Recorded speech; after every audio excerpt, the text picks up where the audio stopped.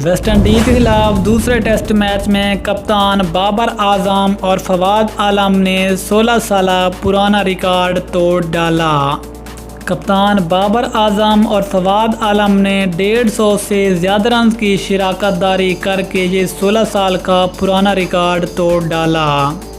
आखिरकार ये कौन सा रिकॉर्ड है और कौन से खिलाड़ियों का बाबर आजम और फवाद आलम ने तोड़ा है, मुकम्मल तफसील इस वीडियो में। लेकिन मज़ीद आगे बढ़ने से पहले चैनल को सब्सक्राइब करके साथ में लगी घंटी के बटन को प्रेस कर दें ताकि क्रिकेट से जुड़ी तमाम खबरें आपको सबसे पहले जहां पर मिलती रहें। अस्सलाम वालेकुम, वेलकम टू सैन स्पोर्ट्स।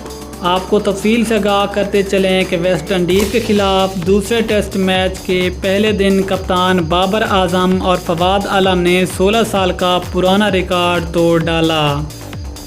याद रहे कि पाकिस्तान की वेस्ट इंडीज़ के खिलाफ पहली इनिंग्स में 2 रन पर 3 विकेटें गिर गई, जिसके बाद कप्तान बाबर आजम और फवाद आलम ने डटकर बैटिंग की और दोनों के दरमियान तकरीबन 156 रन की शिराकतदारी हुई। इस तरह वेस्ट इंडीज़ के जमैका क्रिकेट ग्राउंड पर 156 रन की चौथी विकेट में शिराकतदारी करने वाली ये पाकिस्तान की पहली जोड़ी बन गई है।